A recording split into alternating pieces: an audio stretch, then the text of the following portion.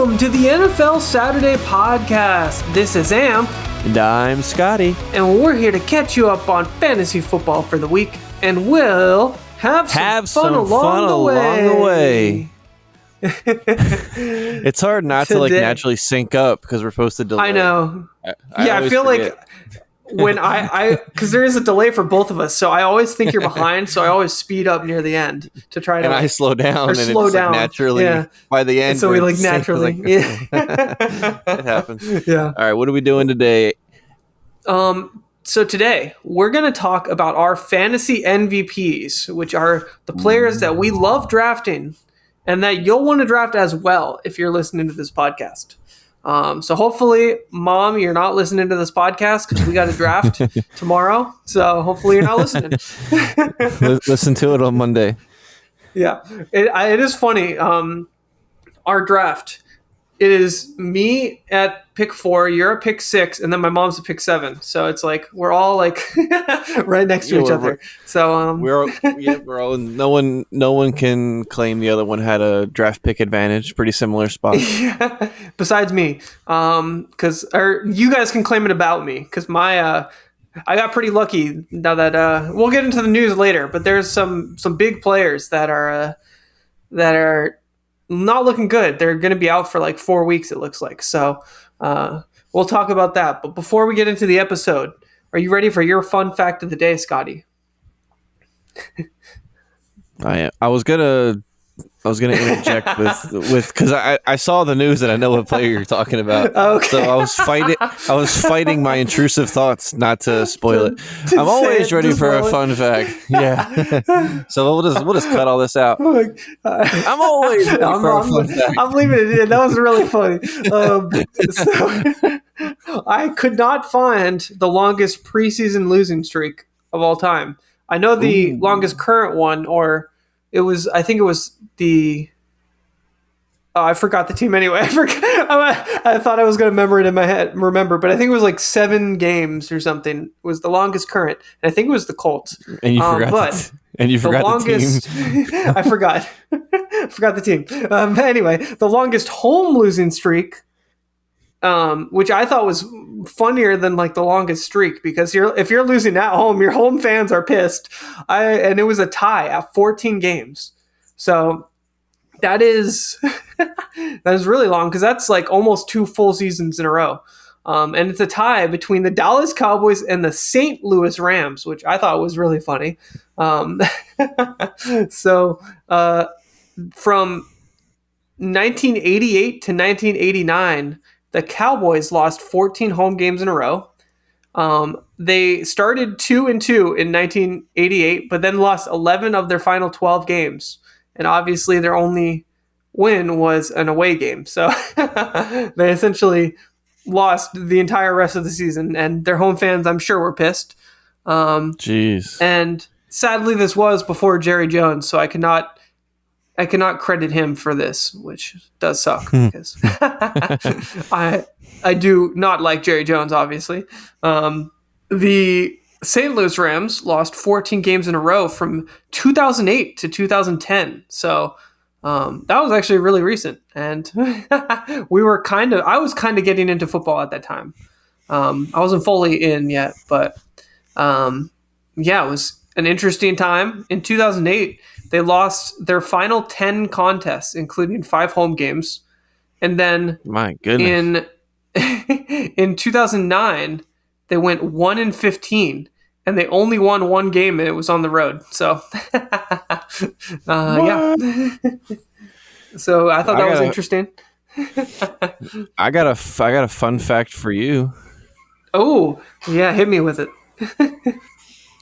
Your Philadelphia Eagles are 1-6-2 in their last 9 preseason games.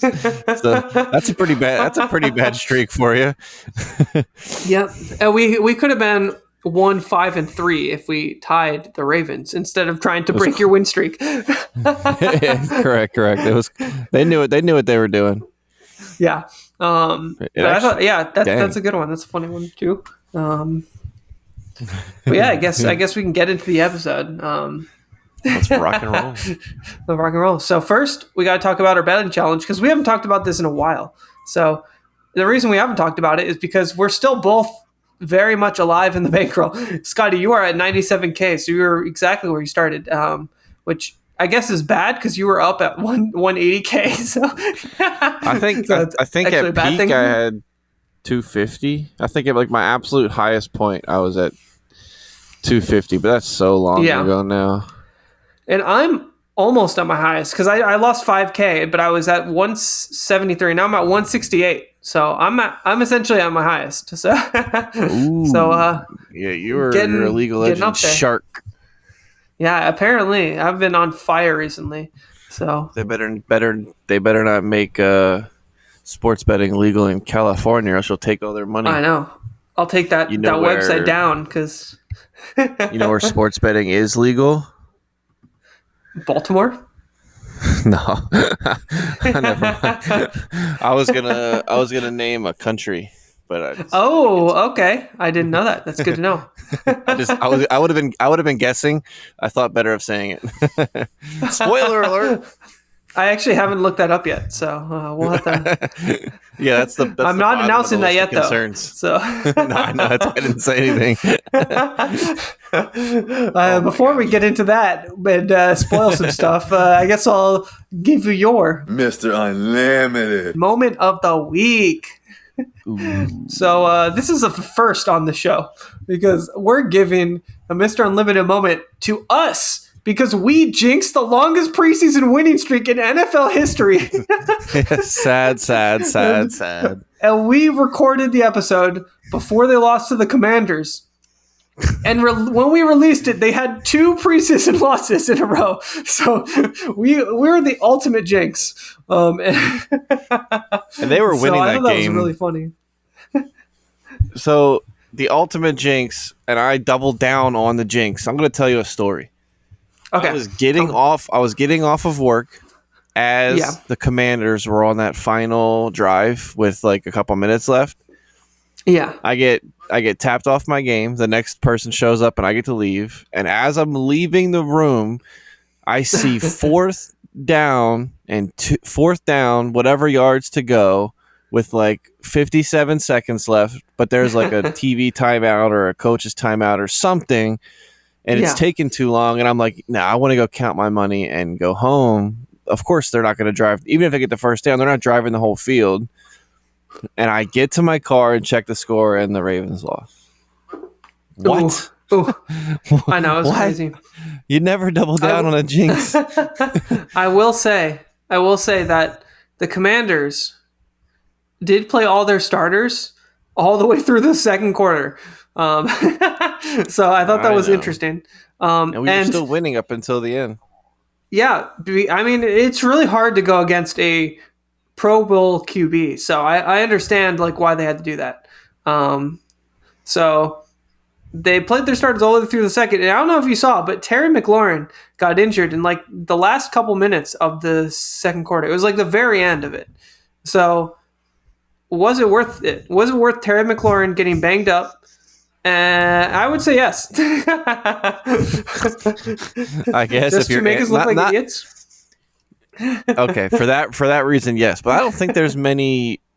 Only Steelers fans hate the Ravens, as far as I know. We're not like the Cowboys or the Patriots, where the whole country hates you. No, the Bengals hate the Ravens too. Bengals fans too. Oh, okay. Outside of the division, though. Correct. Most teams are only hated by their division, and they're neutral to the rest of the world. Except for a handful of teams. Yeah, and I mean, I can't imagine any other city. I don't know. Maybe there are some fans somewhere, like someone you beat in the Super Bowl. Maybe San Francisco. Maybe. Yeah. Maybe that would make sense, but they've got enough, they've won enough. Terry McLaurin. Yeah, pretty much. But hey, I got Terry McLaurin at a very big discount in best ball drafts after this injury, so I'll take it. That's a fun little twist on it. Well, how serious was his injury? Did we know? not very serious, but he's a little banged up, so he might not do as great in the beginning of the season. So, but to be fair, I mean, we might be talking about his counterpart later in the show, so he might spoiler. We'll see. We did draft his counterpart, and we felt very highly about him, so he might get an honorable mention. Dude, I'm just saying that I don't know if you've heard the rumblings. Our team is looking freaking good. I'll bleep that out. It's like it had to be really good if you sweared. I know, but too. freaking. I mean, the hype around obviously Sam Howell, Jahan Dotson, but then I don't know if you've heard the beat reporters on Zay Flowers, but they're saying he looks like Antonio Brown, and I don't know about that, but I'm just saying. Hopefully they mean physically and not mentally. yeah, that is exactly. Hopefully he's not whipping it out in the hot tubs. That's what they actually mean. They mean he's hot in the hot tubs with his teammates. He's just going naked. He's like, it really reminds us of Antonio Brown. Yeah, it's like hopefully none of those guys are listening, right? Yeah. We're just like roasting them and calling them pedophiles or whatever. Yeah. What are they? Flashers? Yeah. I feel I mean, look, Antonio Brown I feel bad for him, the fact that he has CTE for sure.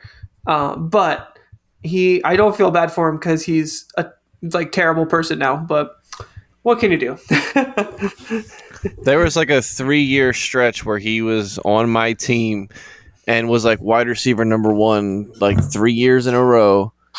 And then that 4th year, he just took that massive hit from Vontaze Burfict, and that was like his funeral. He came back a different person.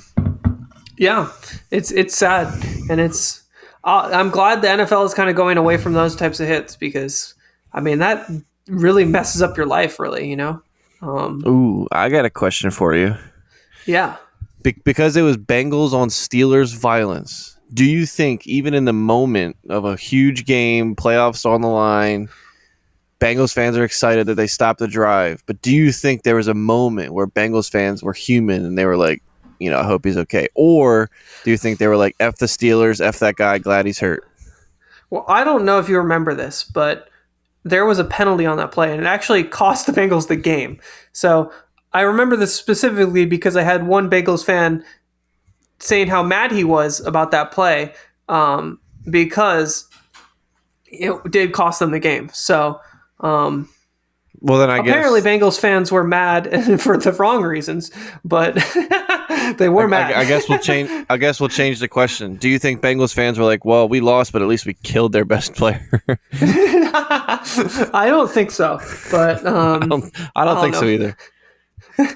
Because at least from what I've heard, Bengals fans were like already pissed off at Vontaze Burfict because he did so many stupid hits at that time. Like that wasn't just the only hit. Like he would do he got hits fined like a record amount of times. Yeah. And I think that was the season he had like the most fines ever. Like, yeah. So I imagine that there's like, I don't know. I imagine they're more mad at Vontaze Burfict than happy. But they're probably mad for the wrong reasons rather than a person getting their career ended. But they probably convinced themselves that was their year, but that one play changed everything, and now they can't get back. Yeah, well, they at least have a chance now, so I guess it's much brighter hopes.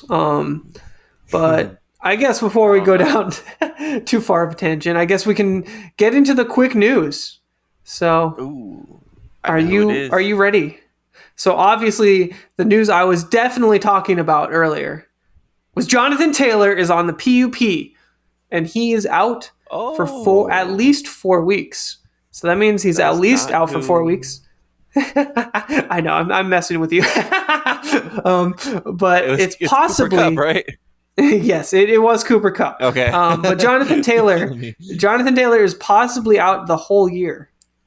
So I think it's interesting. Going into your drafts, I would not be drafting the Colts backups, but I would possibly be in like the last round picking up Kareem Hunt because Kareem Hunt he's been talking with the Colts about signing. He has multiple offers. He hasn't signed yet, but I think there is a chance that Kareem Hunt goes to the Colts. And if he does, I think he's a great value at the end of the drafts. And I think he's a great pick because you put him on like last spot, you wait a week, and you just keep him on your roster of the week. And because let's say the Colts running backs do terrible, that might be the cue to like sign Kareem Hunt, you know? So I think it's a chance. I think it's a chance he gets signed during this week.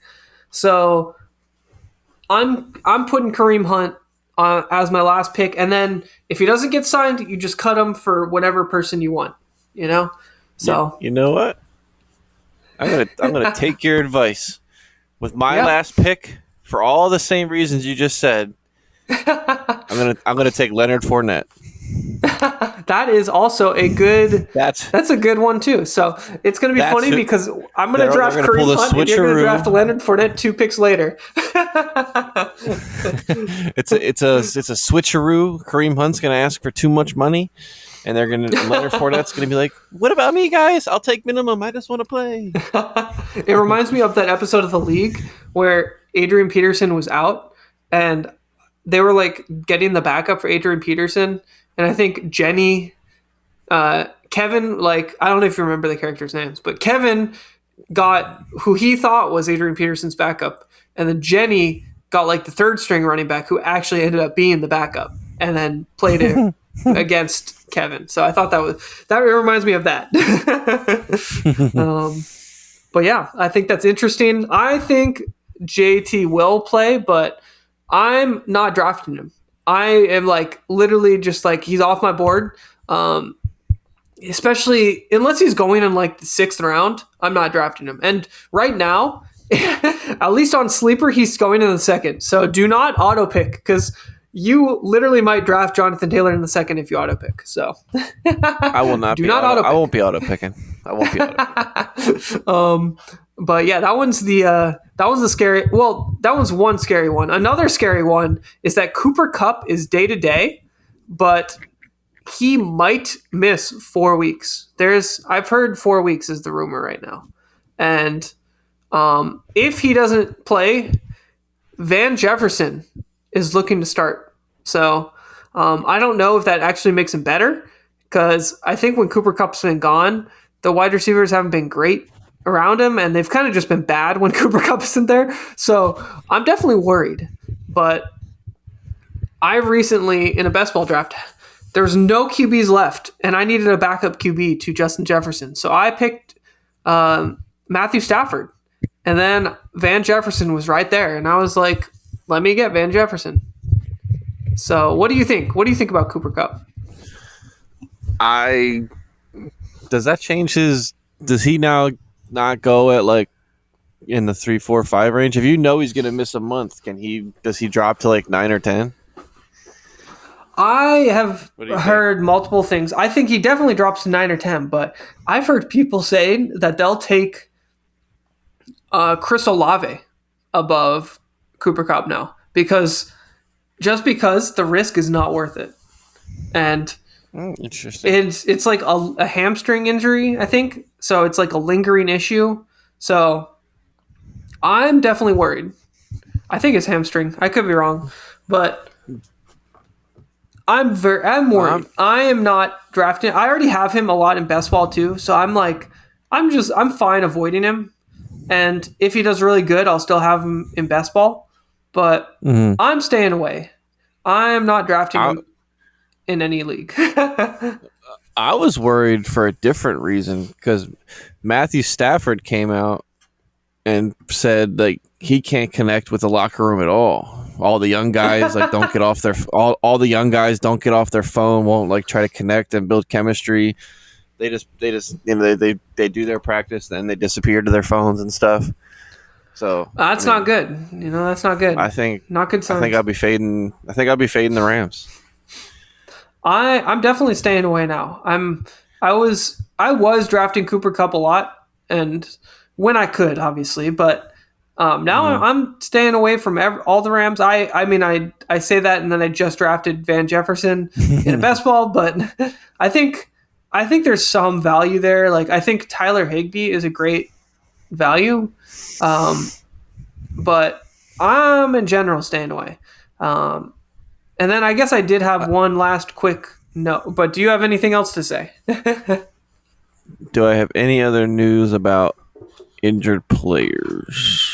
I don't think anything significant. Just a couple like Got you. minor little tweaks, and they should be fine situations. So. I do want to. This almost was the Mr. Unlimited moment because I thought it was so funny. It was Mike Evans announced that he would end contract negotiations on September 9th, which to me means that contract negotiations are already over. Which if it's like if I'm he's ending saying them that, on the then 9th. it's a wrap. Like, I'm already threatening, but I think this is interesting because obviously I think if he does, I think he could get traded. And if he gets traded, that definitely lowers Baker Mayfield's upside, which I think Baker Mayfield's looked really good, which I was surprised about. But I think he's looked good. And I know it's preseason, but he hasn't been making some of the mistakes, and we'll see if that goes in the regular season too. But I think there will be fantasy production in Tampa Bay. And if Mike Evans isn't there, I think Baker Mayfield's value will go down. But Chris Godwin already I was looking at. And then I think there's some other people on Tampa Bay that could do well.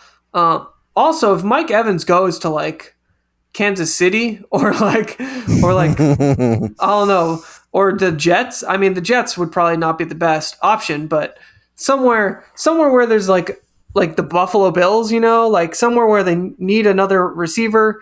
I mean, he could go off, I mean, he straight up said he wants to be a Buccaneer for life. If they're not going to give him a contract that sets him up there for the next 5 years, he's gone. I don't think it's a money thing. I think he's asking. They're probably just offering him 1 or 2 years, and he's like, "Look, I'm not interested in playing 1 or 2 years and then trying to find a team that wants an older veteran. I want to play with you guys for my entire career, make it happen." And they're not doing it. So I think he knows that if he does a 2-year contract, when that 2 years is up, his value is it depreciated. He's not going to be able to find a team potentially in that time. Like Julio Jones, once he was done with the Falcons, nobody wanted him. You know what I mean? So yeah, I totally agree. And I think, Mike Evans has been the most solid receiver in the last 6 years. So I think consistent. He's 1,000 yards the last 6 years. Is that right? Never missed. Yeah, he's unbelievable. It's crazy. Yeah, so, if anyone deserves it, it's him. So, he reminds me of Julio Jones. That was kind of just what you got, And I think Mike Evans is not the same player, the same style, but he's a deep ball, touchdown type guy, which Julio Jones is much more reception and yardage and PPR machine. But, Mike Evans he hasn't been super injured either. He's missed games, but he hasn't been super injured. Last year he was inconsistent, but I think it was more Brady than him. So, I think he's a solid pick. Blaming Brady. Yeah, for sure. No sarcasm there. Yeah, just trying to force things to happen so that his last year doesn't suck. They definitely made going through a divorce.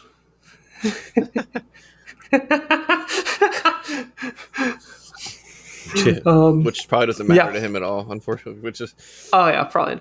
But yeah, I think I think Tampa Bay. I'm curious how pay your boy. Yeah, you got to pay him.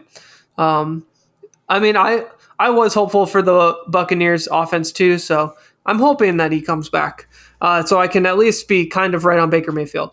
But yeah, I guess we can. For you. Yeah. Real quick. While we're talking about Tampa Bay, and you have 3 seconds to answer it. Okay. Who's their running back? Well, it is Rachaad White, but I've been hearing some rumors that the undrafted rookie Sean Tucker is getting reps in the first team. So, I think I'll give it to you. I like Sean Tucker, but I'm not drafting him because he's essentially he's going in the equivalent of like the 20th round. So maybe in like our draft on like Wednesday when we have like the I don't even know how many rounds, but maybe in that league. Very soon we're gonna discuss that drafting somebody in the 20th round could actually end up winning you a championship. A little foreshadowing. Ooh, okay. I like it. But yeah, I'm staying away from the running backs because, especially with the rumors that he's getting first team reps, I'm staying away from Rachaad White. I do not like him right now at his price. So I think there's better running backs around him, essentially. But yeah, I guess we can get into the main topic, which is our fantasy MVPs. Are you excited? Boom, boom, boom. I'm excited. Oh yeah, because I got some great picks here. I know you got some great picks. We might have some overlap. I'm excited, so I guess we can get right into it. Do you wanna take us away, Scotty? Start us. All right. Start us really good. Do we go in order of like I start like our MVP 1, 2, 3, or can we just rattle them off? We can just rattle them off. I mean, I would say let's go back and forth, and we can go. You can do any. I'd say let's do position by position. How about that? All right, we'll start with QB. Okay. I'm going to start with the person who I put number 3 on my list, only because I just foreshadowed. Oh. Okay. So it can be a minor segue situation. A player that I was super pumped and excited about last year that I had him on my team. Yeah. Geno Smith. Ooh. Now, are we going to call it a sophomore slump because it's technically his year 2 in a new team? That's possible. And it's still Geno Smith. Was it a fluke? Is he going to be consistent? But last year, I got him with the 199th pick. Basically the 20th round. He finished QB5. Yeah. I drafted him as like a throwaway bye week plug-in. And right after week 1, he had like 35 points, and I was like, oh, okay, maybe this is just my QB2. And then just from then on, he never left my starting lineup, and I was just super pumped to have him. I'd be super pumped to have him again. He proved himself. I was excited about it. If he's there in a prime position where it makes sense to pick him up, 100%. I like it. I really like the pick. I think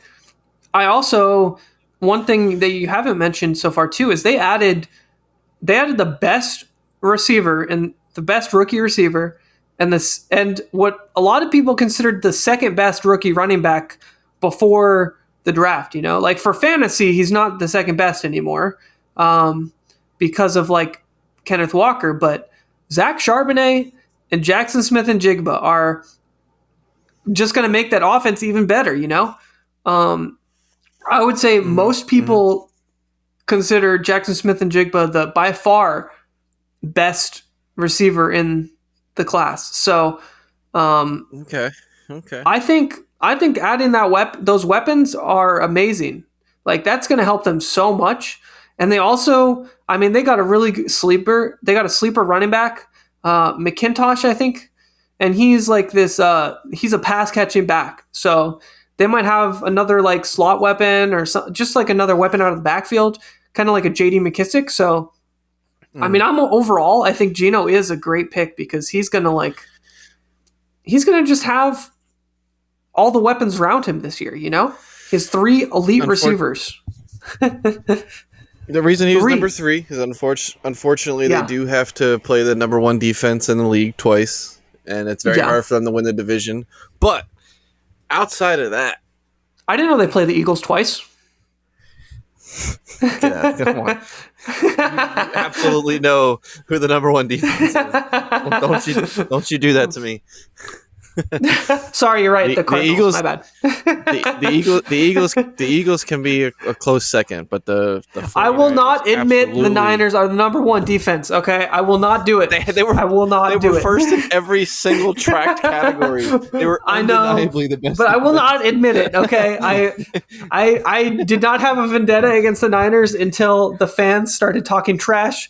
And I don't know if you saw the article recently, but there was I an article absolutely did. that said I saw it. the Niners would have beat the Eagles if they had their starting quarterback, and I cannot support any Niners support anymore unless Oh, I don't know. I saw a different meme by the 49ers fans that said that Jalen Hurts did not take the Eagles to the Super Bowl. The rest of his team took Jalen Hurts to the Super Bowl. I mean, you can definitely make that argument, but then he also had the one of, if not the best quarterback performances in the best. Super Bowl. Yeah, The best. It's not even a debate. Even the Kansas City Chiefs guys came out and they were like how proud are we of this win when the quarterback on the other side just had literally the best performance we've ever seen in a Super Bowl, and we still won. It's like, of course, Yeah. we're pumped. They know what they did. So, but Eagles revenge is the storyline for 2023. Fully believe in it. Fully expecting it. Season hasn't started yet, so jinxes don't count. As of kickoff, we can't talk about this stuff anymore, so we got to get it out of the system.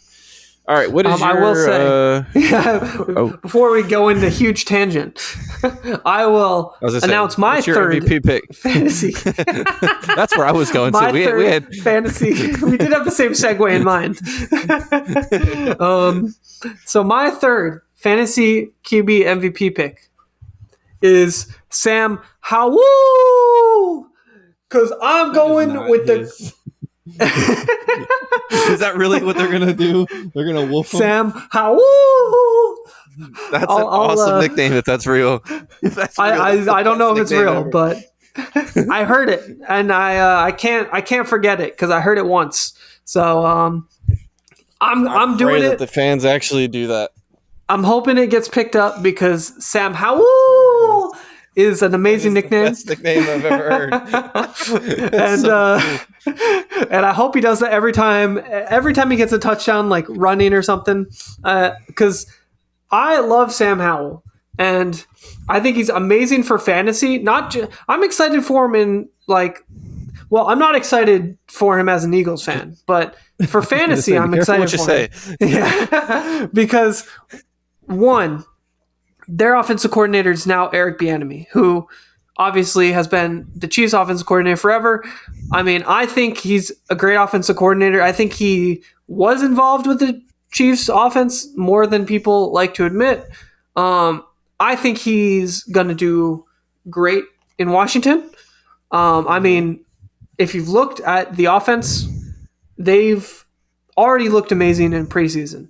Now, on top of that, Ron Rivera has said that he, after seeing Sam Howell in the preseason and in training camp, he has been constantly worried and wondering why he did not start Sam Howell earlier last year. And he regrets it. And he has been going to sleep thinking about how he did not start Sam Howell last year earlier. And I think that is so funny. So I think the buzz is great around Sam Howell. The hype is great. Now, what is something that is great for fantasy quarterbacks? Good offensive lines. Rushing ability. Rushing ability. My ability to Russian is very good. I drink lots of vodka. I talk in a funny accent. I have really good Russian ability. Oh my gosh. Okay. That's my dad joke for the day. Oh my gosh. Okay. Well, he essentially he's been great at rushing the ball. Now, if you had to guess how many rushing yards he had his last year at college, would you say over under 500? It's got to be a trick question. I'm going under. He had 0. He had over 500 rushing yards. Would you say over or under 600 rushing yards? I'm going to say he had 912. He had 818 rushing yards his senior year. That is more than Anthony Richardson. And everyone thinks that Anthony Richardson is like the next mobile guy. So yes, exactly. Let me just make sure, because I don't want to. I don't want to mess that up, but I'm pretty sure I think I heard Anthony Richardson only had 600. Yeah, Anthony Richardson only had 654 rushing yards his senior year. So Sam Howell had like 150 more rushing yards, more than 150 more rushing yards his senior year. Jeez. And I'm just saying, he is going to be amazing for fantasy.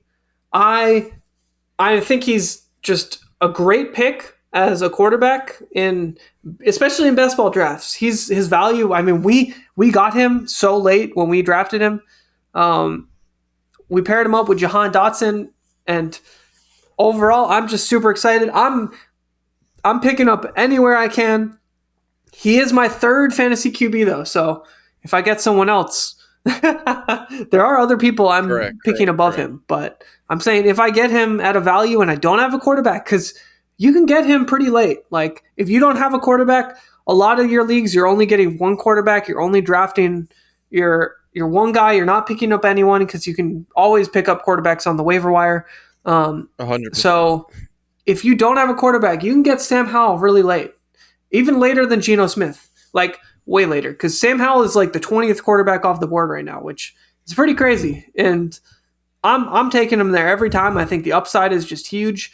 People look, I'm just saying, people do not think of him as a rushing quarterback, and you can take advantage of that. You can totally get that. That's what you're looking for in quarterbacks that start their first year. You want the rushing upside on top of, and I don't think they're going to have like RPOs, and like they're not going to run him like Lamar Jackson, but he's going to, if a play breaks down and he's running, he can run away and pick up, 20 yards on like just a breakdown play.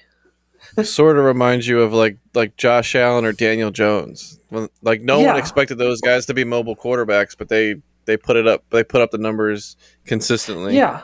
Or Russell Wilson when he was good. Oh, I can't even remember that long ago. Yeah, I don't know. It's been a while, but yeah, that's my third pick, I guess. You did make me think of another funny dad joke, because you said that their coach is Bieniemy. Yeah. Have you ever heard that song, "We Are the Enemy"? Like, we are the enemy. Yeah. So the Commanders are going to be in the stand saying, "We are Bieniemy," but they're going to sing it. We are Bieniemy, because they're just going to go 17-0, and they're just going to be like, in God we trust. I would be surprised if they did that, but if they did, I will give you all the credit in the world.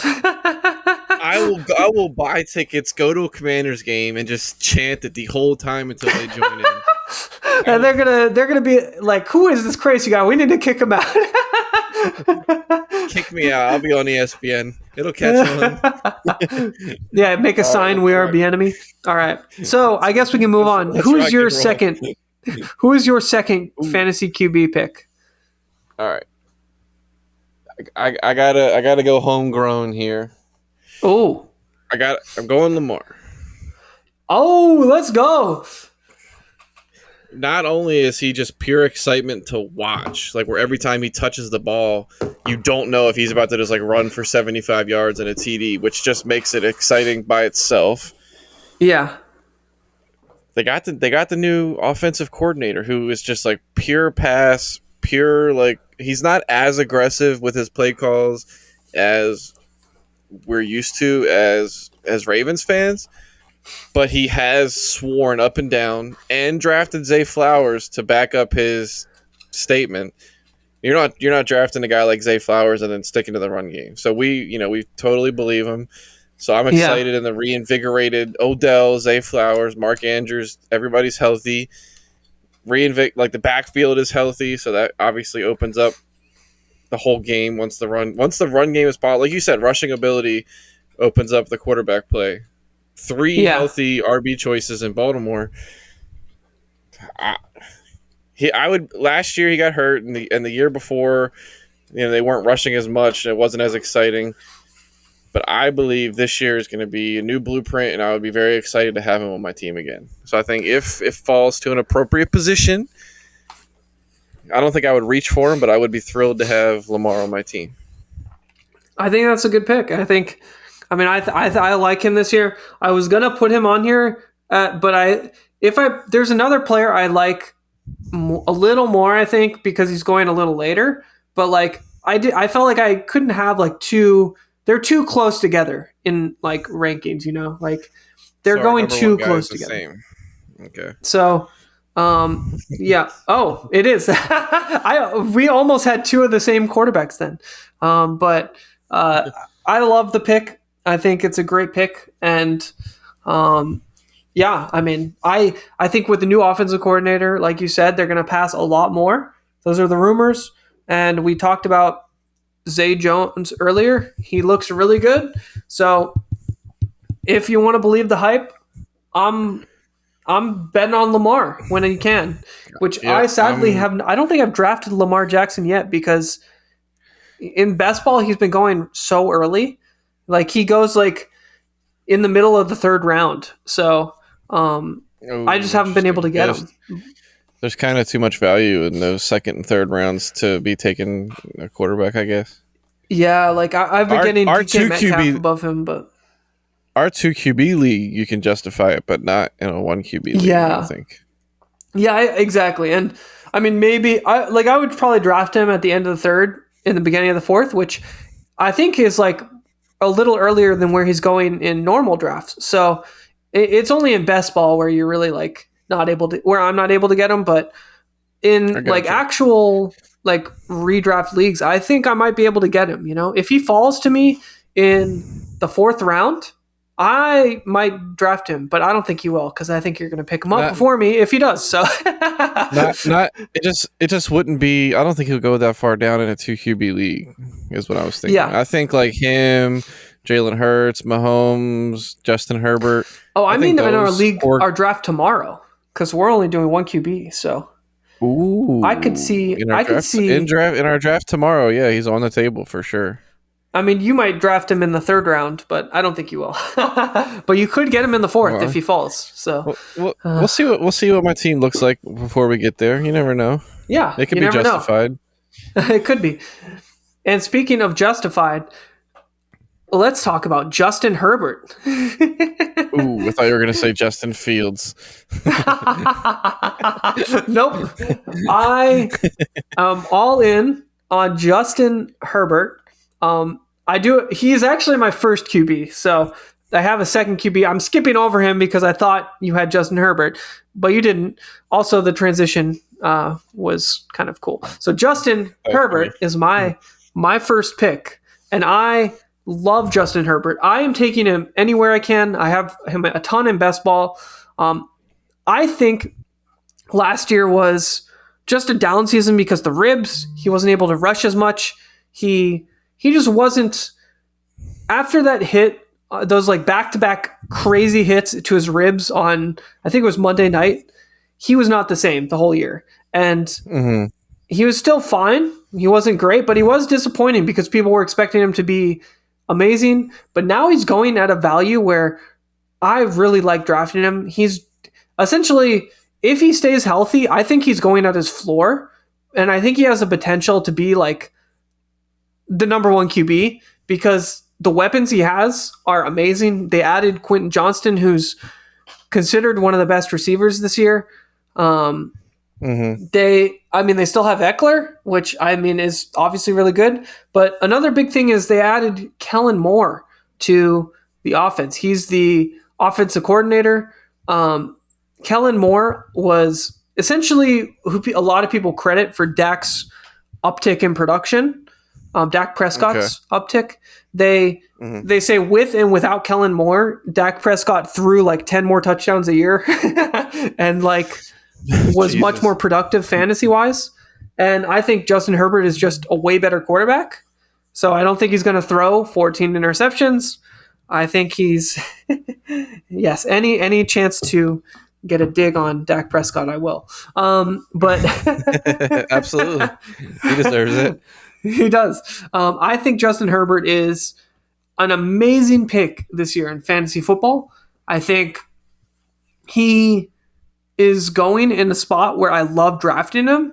You can get him in like the fifth round a lot of times, and I love that. I love that spot. I will draft him there if I don't have a quarterback anytime I can. And yeah, if you think great. he can be QB1, that's a steal for sure. And you can stack him up too with like a ton of different receivers. I mean, literally all three of his receivers you can stack him up with. I love Keenan Allen. Mike Williams, I'm like a little less liking in redraft. I like him in best ball, but not as much in redraft. But then Quentin Johnston, I do really like. I think he's, especially where he's going, you can get him at a pretty good value. I like Austin Eckler if you can get him. Depends on where you're drafting, but like if you can get him in the middle of the first, I like him. So overall, I really like Justin Herbert, and he's my number one fantasy QB. He was an honorable mention for me just because I was. I'm just slightly worried about the Austin Eckler distraction. So I mean, I still understand that he's going to be very good. I would be cautious, and I want to see how everybody plays together with all the, whatever. The money talks obviously translate to the whole locker room and everybody knows about it. So I just, I want to see the mentality everybody brings to week one. Yeah. No, I think that's a good point. And, I mean, it seems like we have 3 different QB picks, which is good because I wasn't expecting that. I was expecting us to share one possibly. Your number 2 might be my number 1. That's possible. I would be surprised, but unless you have, what is your number 2? What is your number 2 or number 1 pick? Can I give you an honorable mention? You can give me an honorable mention first, if you want. It's not Mahomes. Mahomes is my honorable mention. You know why? As good as he is, I'm not willing to take I'm not willing to take a quarterback in the first round. To me, it just feels like a sin. I can't do it. So for that reason, I wouldn't do it. I can't do it. Maybe if I was like the 10th pick. Yeah. If I was like 10, 11, but he'll never drop that far. I'm not passing up on like a Justin Jefferson or Jamar Chase or Eckler, or I'm not passing up on any of those guys to take Mahomes instead. Bijan Robinson is like the only guy that, like, if those both fell to me at like 6, you would take him over like Bijan Robinson? Maybe. And I don't. That's what I'm saying. Like, I would have to think about it. I would never take him in a 1 QB league over.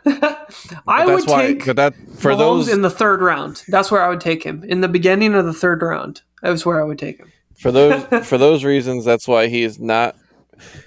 Since we considered MVP as to be someone who we would love to have on our team, I would always just be looking at all the other 1st round picks, like what I could have had in that. I'm very disappointed you did not do the Shark Tank thing, because I thought you were going to be like, and for those reasons, I'm out. And for those reasons, I do love watching those videos. It's brutal for the the Shark Tank guest or whatever, the person who's like pitching. It's like, for those reasons, I'm out. And then like all 4 people say it at the same time. All right. Anyway, my actual number one pick. Yes. Because he's on the number 1 offense, surrounded by the most unbelievable group of guys you can imagine are on one team. Okay. It's got to be Jalen Hurts. Ooh. Okay. I love Jalen Hurts, man. He's by far on the strongest offense, coming off the strongest season, with every reason in the world to come out and do exactly what he did last year. Yeah. I'm hurting for some Hurts, man. I like it. I love it. Because look, for me, he's my QB1 essentially, obviously, but my strategy, I don't usually take a QB until the 3rd round.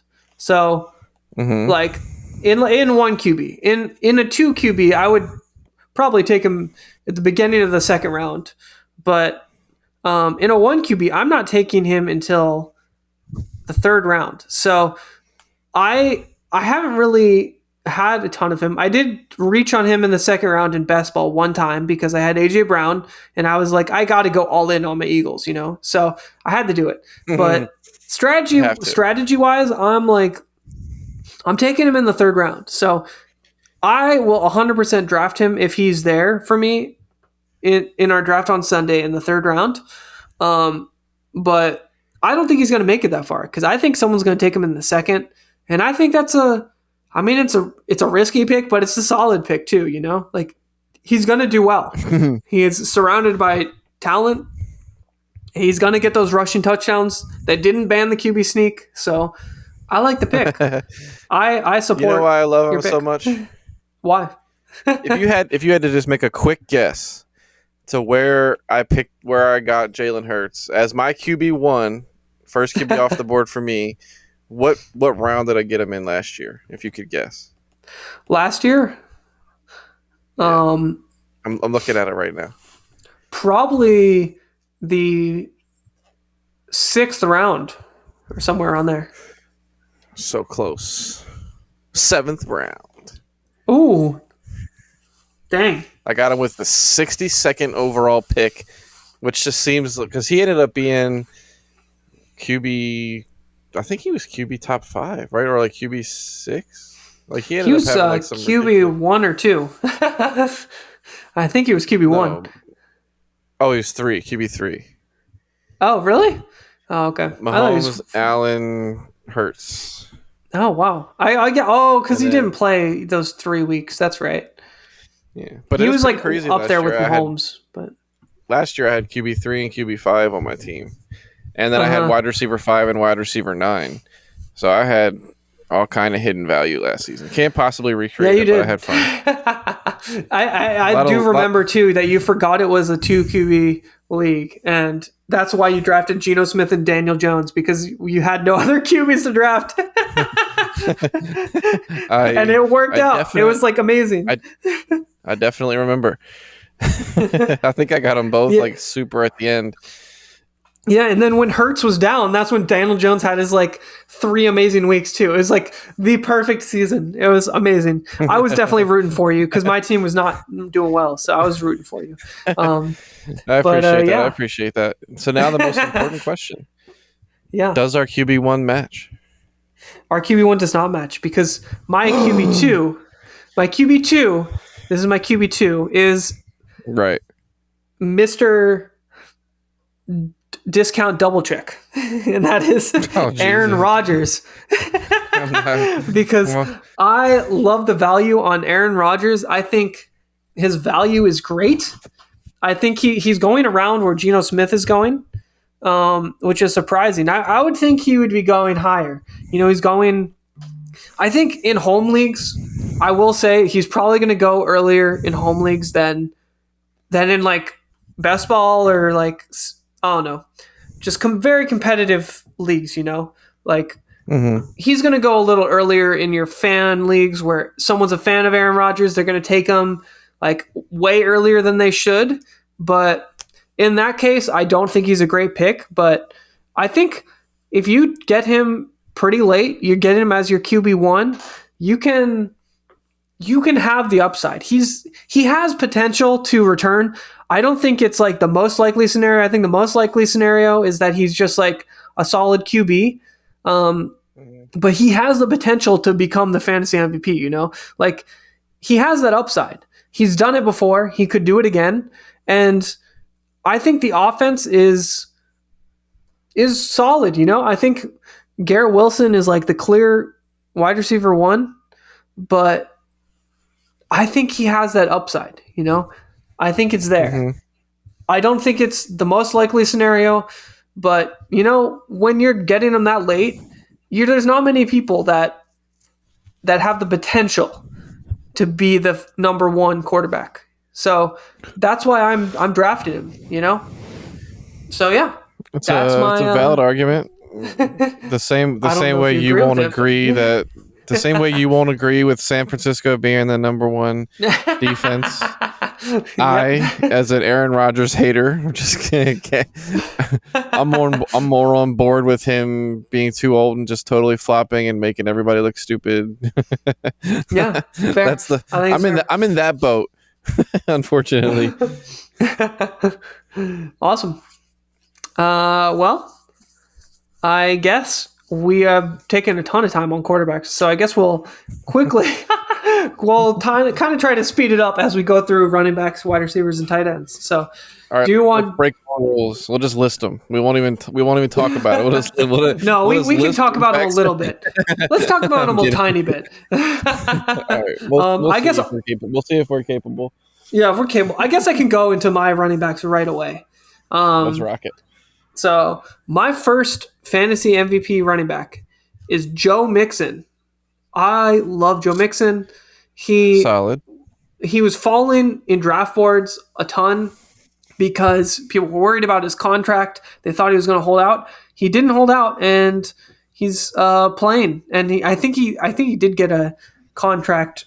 I don't know. I think they boosted him a tiny bit, but essentially he's playing. There's no concerns. He's full go, and his value hasn't adjusted. So I think he's a great value right now. He's my favorite running back to get right now. If he's in the right spot, if you're in the right spot in the draft, I love his value. Fair. So, Okay. Yeah, I think he's a great pick, and that's my first running back. Okay. Mine is Aaron Jones. Oh, okay. Interesting. He's consistently finishing, top 10 RBs. And I will believe that Green Bay gives him a slightly larger workload to sort of take the pressure off of Jordan Love. Could be wrong. Yeah. But I'm going into it with the mindset where they don't want to just go out gunslinging and put all that weight on his shoulders. They want to have a good mixture of plays to make everybody comfortable, and I think that boosts his value a little bit. So I'm excited. Yeah. So even if they do, Aaron Jones is the receiving back too. So, I like it. I like him. I've always liked him. He always just very quietly has consistent numbers and finishes, top 10 RB. So he's solid. Yeah. Now, are you worried about the rumors that the Green Bay Packers were one of the teams that were aggressively going after Jonathan Taylor, even willing to make a long-term contract with him if they were able to trade for him? I thought they released a statement to quelch everybody's concerns. They said it was just quote unquote exploratory. Was that Green Bay where they came out and said that they just had a quick discussion about a couple options, whatever, but there was no serious discussions? I think it did pick up near the end, but I could be wrong. We'll never know. We'll never know. So I still think a solid pick though. if they were looking for somebody to make a two-headed dragon, that would lend towards maybe they're not as confident in him anymore as he gets a little older. Yeah. Or they're not as confident in AJ Dillon, so beast could be a good thing. Otherwise. Yeah, could be a good thing. That's true as well. It might not be Aaron Jones might not have been the focus of that, Yeah. Of that I discussion. guess. Okay. Yeah. Fair. Since we want to speed through it, I guess I'll go straight into my second pick, which is Dameon Pierce, who he was so good before he got hurt. He was so good before he got hurt. And the whole offseason, I was worried. I was like, they're going to add someone. He's not going to be the running back one anymore. But he's still there. He's still the only option, really. They have Devin Singletary, but I don't think he's a solid option. Dameon Pierce still looks like the number one running back. And obviously, I don't like the Texans as a team right now. I don't think they're going to be a great team. But for fantasy, I think there's a lot of value there. And I like Dameon Pierce. I think he's a good option. I would say that he's potentially the only draftable piece of the team. I agree with that. I like Dameon Pierce. He was even week one. He came out and had a 50-yard rushing touchdown, and just week one he just took the world by storm. And then unfortunately, eventually got hurt, but he put on a show for sure. Yeah, definitely. All right. I'm trying to differ. I wrote 3 people down. I'm trying to rank them. All right. I think I have my number 2. Who is your number 2, Scotty? I'm gonna call him number 2 because he is 100% healthy with added weapons around him. Okay. Showing some love to Derrick Henry. Oh, okay. Okay. Last year, a little injury concern, upset everybody a little bit, but I believe he's coming back with a vengeance. I just always liked him. The dude's an absolute freak of nature, and they added DeAndre Hopkins. Everybody's healthy. One more year of playing together to get that chemistry. Yeah. They know they're still fighting for potentially winning the division, wild card if not. I'm riding the Derrick Henry train, man. Anytime he's been on my team, he never let me down. So if I pick him, then he'll stay healthy. Exactly. Yeah, that's how it works. Awesome. He's like, oh no, that guy from Maryland drafted me. I gotta stay healthy.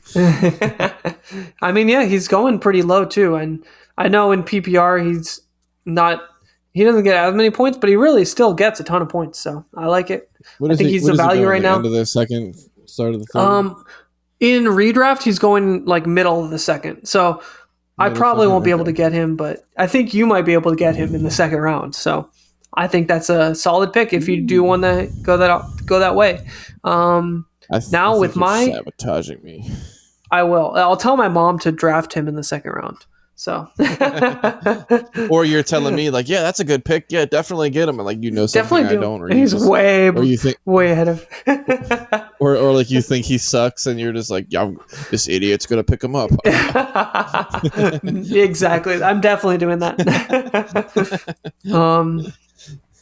But my third fantasy running back is definitely going so far below like the value. I think he can provide huge value.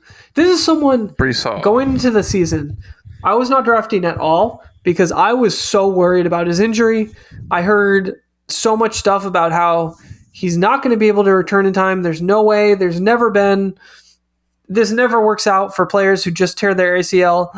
And this player, every step of the way, was way ahead of schedule. Like so far ahead of schedule that it was insane. They were ahead of schedule going into training camp. They were in training camp. Then in preseason, they actually played in the preseason. And it was like so far ahead of schedule that I was like, you know what? I've completely turned around on this player. I've drafted them a bunch in best ball. And that is Javonte Williams. I love Javonte Williams. I think the talent is there.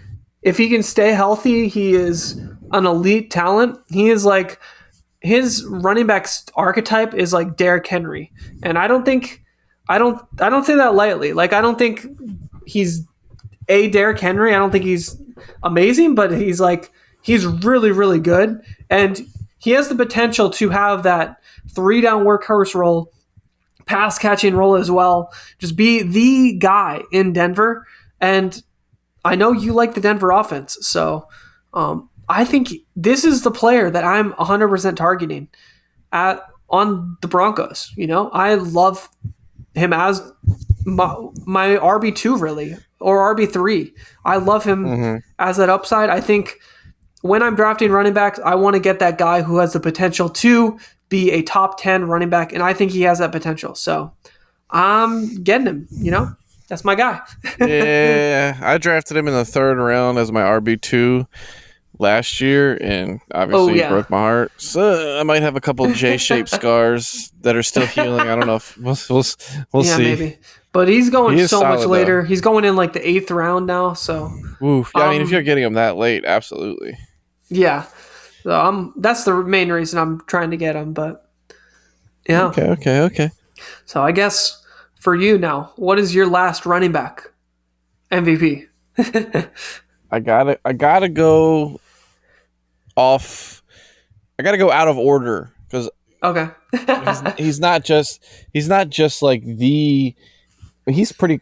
Everyone else would take Austin Eckler, I think, because there's like Yeah. PPR catching out of the backfield. That was a tongue twister. on top of all of his touchdowns. But I tend to lean towards guys who've hooked me up before, essentially. Like if I've had you on my team before, like I picked Derrick Henry.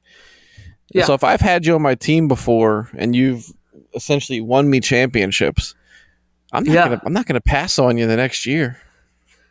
Yeah. That's exactly why. If given the opportunity. Unless I'm the number one pick, in which case I obviously would not take this person. Christian McCaffrey is coming back home, baby.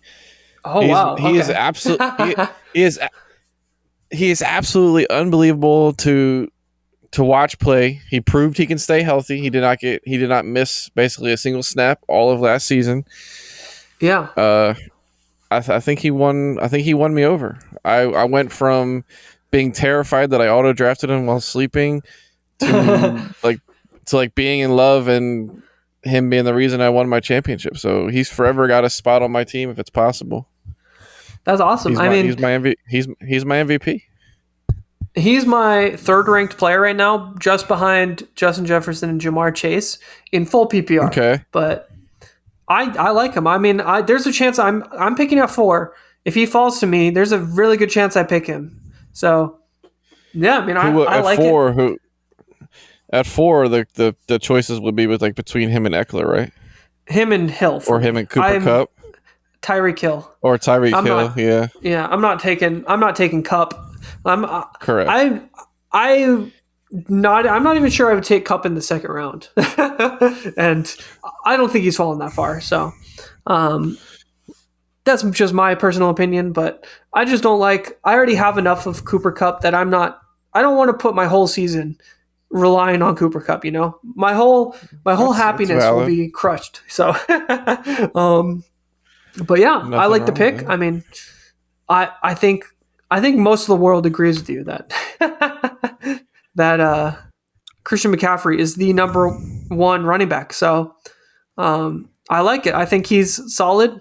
I think he will probably be the number 1 running back, and it's really just up to roster construction and how you want to build your team if you're going to pick him or not. Mm-hmm. But I think he has the pass catching upside. He has the running upside.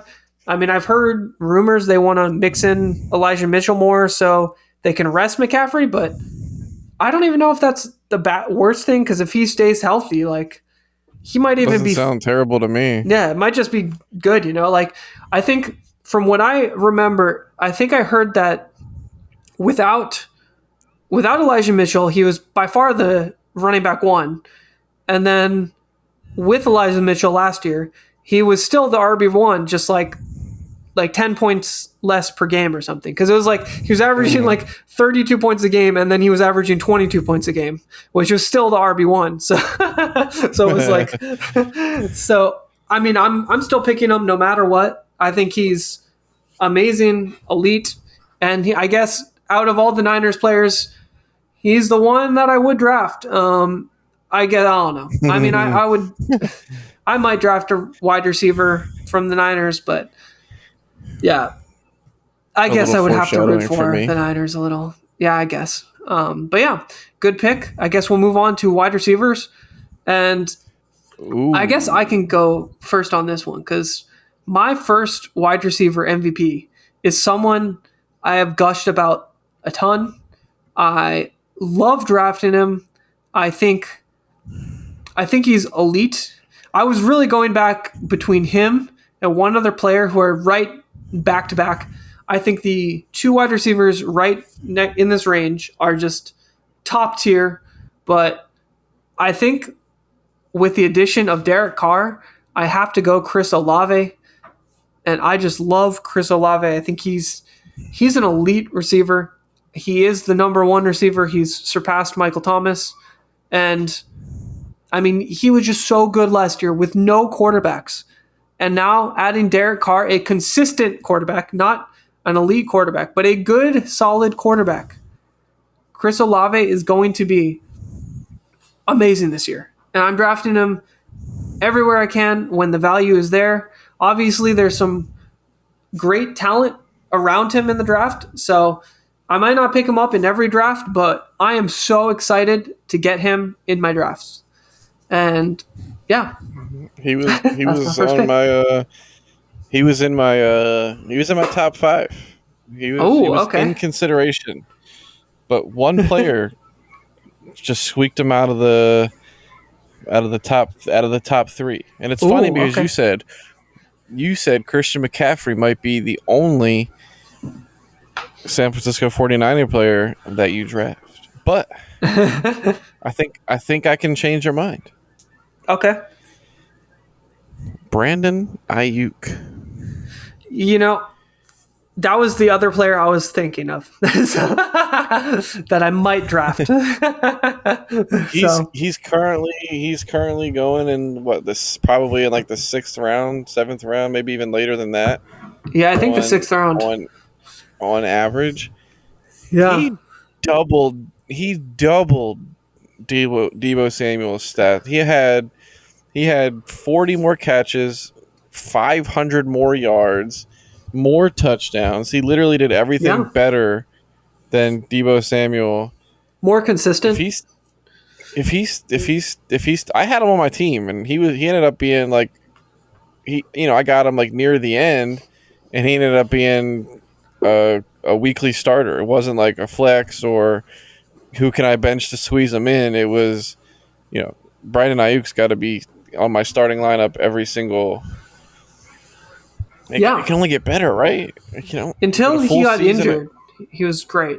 I know. We got a full season of Brock Purdy, full season of Christian McCaffrey, Kittle, Deebo, Ayuk are all healthy. I'm excited. I like it. Yeah, and I think he's a good pick in best ball for sure. And I think in redraft, he's like, if he's your wide receiver 3 or 4, you're in a really good spot, So I like it for sure.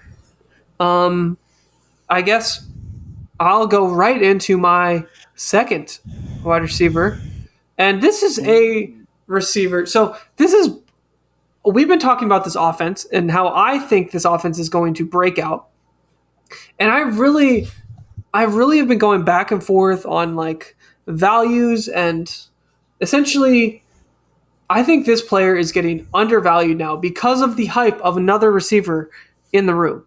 So because everyone is hyping up George Pickens, Deontay Johnson has fallen to a great value, and especially in PPR, Deontay Johnson is my second fantasy MVP at wide receiver. I think he's going to catch a ton. We've already talked how Kenny Pickett is breaking out.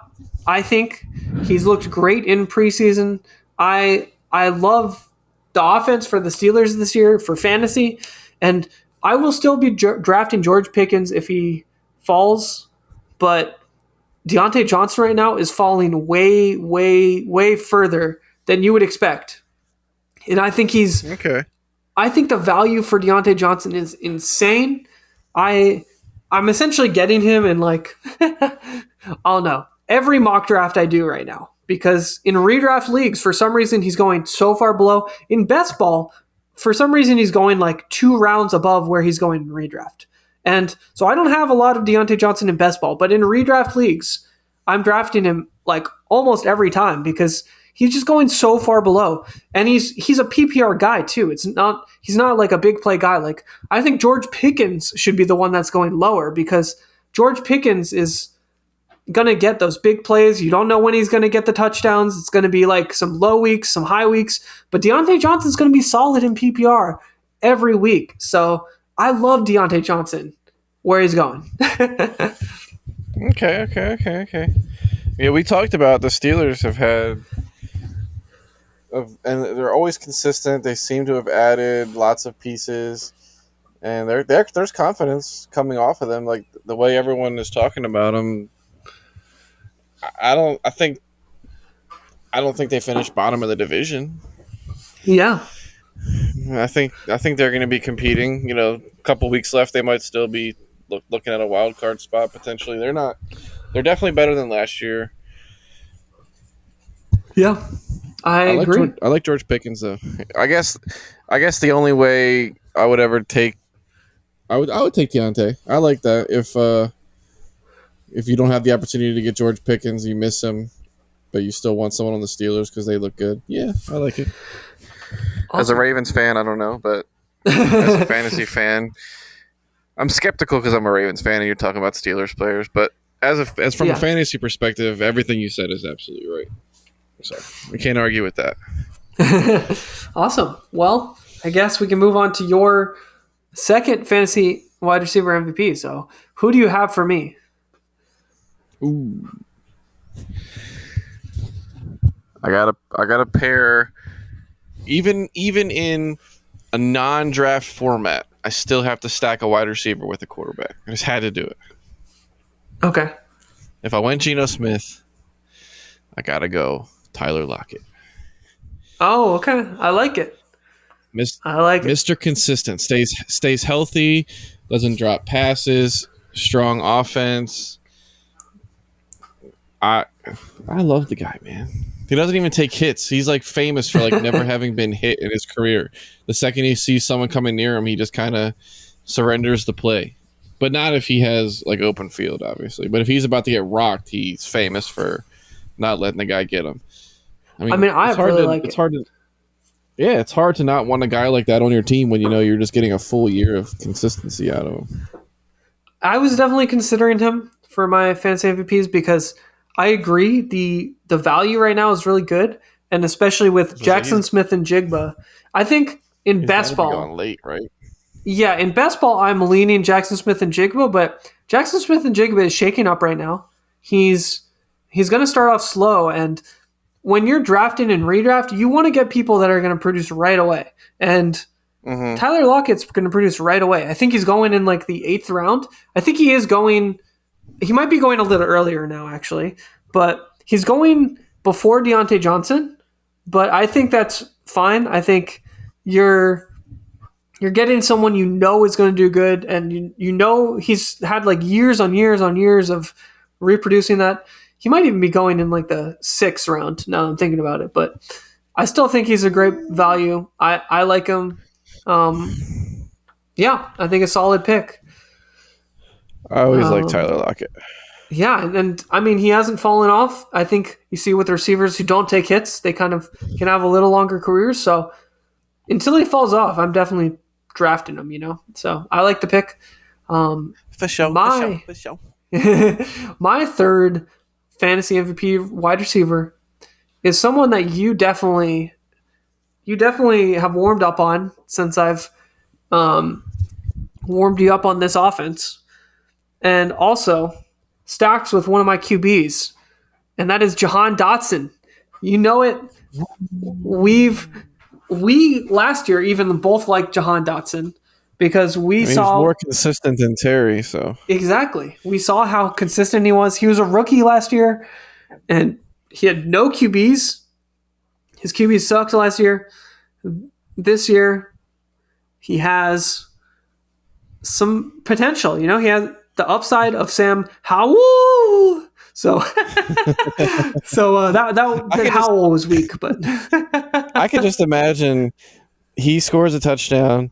He runs to like an open part of the field to celebrate and does like the gesture of like the moon howling, but then the crowd does it for him. That would be awesome. That would be hilarious. I would love it. But I like Jahan Dotson so much. I love him. The issue is like where you get him. Like some leagues he's going higher, but even when he's going higher, I still think he's a good pick. I think he's just a great value, and I think he has the potential to be a solid wide receiver 2, and he's going as like a wide receiver 4 value right now. So I love it. I'm drafting him everywhere I can. I mean, he could be a wide receiver 1 for all we know. So definitely recommend picking him up, and yeah, starting that solid wide receiver production that you're going to get just a solid guy who fills out your team and gives that constant production that you want in fantasy. So yeah, I like him. Who is your For sure. Who's your third wide receiver MVP. All right. This one, far more straightforward because he is the number one option Oh, on the okay. number one offense, which we Oh. alluded to earlier. Okay. So you know that I can't wait to see him in Kelly Green. We're talking about AJ Brown. Oh, I honestly thought you were gonna say Devontae Smith and make an argument that he would be the wide receiver one. Listen. I like Devontae Smith, but I'm not delusional. I know the pecking order here. I won't have that debate with you. It's Okay. fruitless. Fair. Yeah, I mean, he's going in the first round, so you're gonna have to call your shot. You could take him with your 6th pick. I don't think you will. Depending on what it looks like, depending on what it has to look right. I can't go making silly choices. It has to be the correct play. Yeah, I mean, I think he's a solid pick. This is probably the one pick that I'm not fully on board on because I actually probably am not taking him at his value. I would take him at the end of the first, but I don't know if he's falling that far mostly. So, I mean, hey, if he falls there's no way he's going to fall to me because you'd pick him up before I did in the second. But yeah, I mean, I think he's solid if you can get him at a value. The issue is trying to get him at a value, but I think he's really good. So I like it. I did have one honorable mention, so I guess I'll get into that, and then you can say any if you want. But my honorable mention was Jalen Waddle. I really like Jalen Waddle. And I was going back and forth between him and Chris Olave because they're literally identical in ADP. So I didn't want to pick two guys that are literally the same spot in the draft. But I like Jalen Waddle. Jalen Waddle is going a little earlier. So that's why I went Chris Olave because you can get Chris Olave more often. But I like Jalen Waddle too, man. Jalen Waddle's elite. He's getting back with Tua, I like him. So that's my honorable mention. Do you have any? I do have to agree with the fact that he's not on your main list. I'm too afraid of Tua, man. If he just keeps getting hurt and can't play, yeah, it's terrifying. It's scary. I don't even if I got like the 3rd or 4th pick, I don't know if I can justify grabbing. As good as Tyreek Hill is, man, I would just be so scared that like Tua goes down and then it sort of hurts everything a little bit. We'll see. Yeah, I mean, I'm still bullish. I'm betting on the upside because I think there is a huge upside there, and I mean he's proven it. He was like the wide receiver, like he was like they were like the top 2 receivers at one point, I think. So up to week 5 or something, they were back. They were just they were constantly both having like 100-yard games, touchdowns each. Yeah, they were doing nasty stuff. So I'm definitely comfortable betting on that. But yeah, that's my last wide receiver. I guess. Do you want to take us into tight ends? I have a question. Yeah. Do we have to justify our tight end picks because there's really only 3, and then it's just no. You don't have to justify it. Aren't we both just picking the same 3? I don't think so. I'm picking some values. I'm not just picking the top 3 tight ends. I didn't in the other positions. Yeah. But because we talked about, who are you happy to have on your team? I just picked the only 3 guys that I would be happy to have on my team. If I didn't have one of these 3 guys, I know that I forgot to draft a tight end, and I'm no. I have some differences, so I'll talk about mine, but you can. All right, you just go through yours, and then I'll just. All right, because I know one of assuming you have 3 picks that you'd be comfortable with, one of them is definitely the same as me. So I'll go into that one first, and that is Mark Andrews. You have Mark Andrews, I'm sure, on your list. Correct. I just think he's Lamar's number 1 target. They're going to pass more. He's elite. And that's my number 1 pick. I think the value is great. You can get him in the 3rd round, And that's the main reason I'm not picking your other number one guy, because I don't like drafting a tight end in the first round. But in the third round, I'm comfortable drafting a tight end, By then, I have some talent on my team, and then adding the upside of Mark Andrews, who has the potential to be the number one tight end. I don't think any of the other guys have the potential to be number one besides Mark Andrews. So that's why I like Mark Andrews. Any thoughts? He's also on your list. You don't think T.J. Hawkinson has a chance to No, be tight end one full season with a new team? not full season. No, I think with a couple weeks he does. But even if you look at his stats last year, he only had like 2 elite weeks. The rest were kind of just bad or average. So I think he has the upside, especially in best ball. I like him because he's going in like the 4th, 5th round. So I kind of like Hawkins in there, but I don't think he has like the weekly consistency you'd want in redraft. Okay, that's valid. That's valid. Yeah, definitely. I guess because you have Andrews as well, but you can go into your other pick or talk more about Andrews if you want. I mean, Andrews, I believe, is self-explanatory, right? Yeah. You're not a. How do I say it? With the new offensive coordinator and the fact that they're pretty much guaranteeing a pass first approach. Yeah. Lamar Jackson and Andrews literally took the Ravens to the playoffs one year when essentially Andrews was the only person catching passes. Yeah. Like everyone else, like he had like over 100 and everyone else would have had like less than like 25. Like it wasn't even like, it was unbelievable, the stats. It would look like Andrews is the only person on the field. How is he still catching passes? So obviously if you're getting him in the 3rd round, you don't pass that up, in my opinion. There'd have to be some other crazy player that like fell way too far to even like justify thinking about it, in my opinion. Yeah, So, and I mean, especially Mark Andrews is solid in redraft too, where you want that edge, you want the edge against all your matchups. And if Mark Andrews stays healthy, he's like the edge, he'll have you a solid 10 points more at the tight end position than your opponent every week besides Travis Kelce. So, yeah, I love Mark Andrews. Who's your second tight end pick? Might as well go into your second. I mean, I got boring with it, man. At tight end, I truly believe that if you don't have one of the top guys, you aren't happy with the position. Yeah. So Andrews and Kelce, for just the obvious reasons, both made my list. Kelce being the number one pick, just unguardable.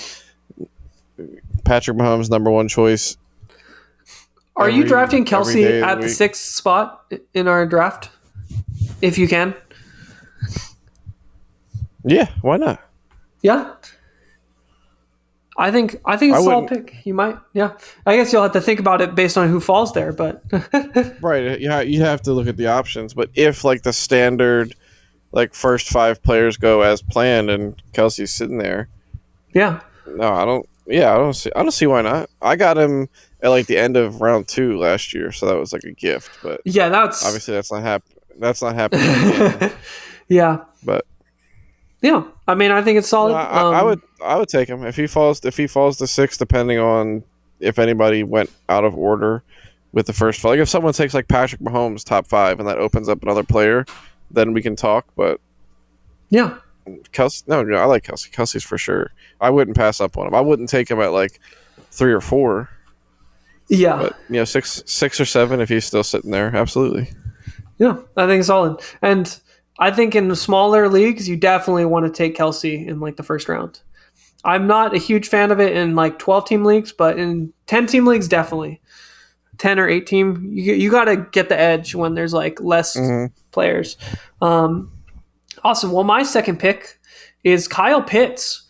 And I have been burned by Kyle Pitts last year so hard. I was burned by him, but I'm returning back to the well because he is not going in the 4th round like he was last year.